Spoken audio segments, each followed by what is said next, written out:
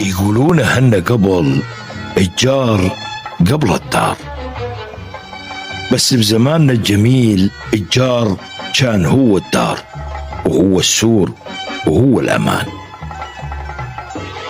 وما كانت العلاقة مجرد أرقام وبيوت، كانت قلوب تتفقد بعضها قبل ما تنام.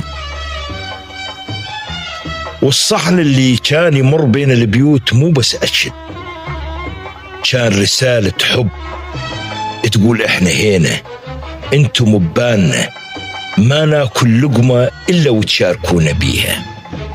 ذاك الزمان الأبواب كانت دايما مفتوحة، والنفوس كانت أوسع من المداخل.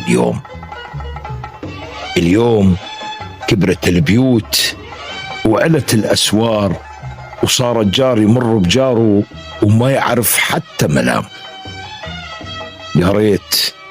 يا ريت نرجع نفتح قلوبنا قبل أبوابنا. ترى الجيرة الطيبة هي اللي تخلي العمر يزهي حتى لو كان الزمان قاسي.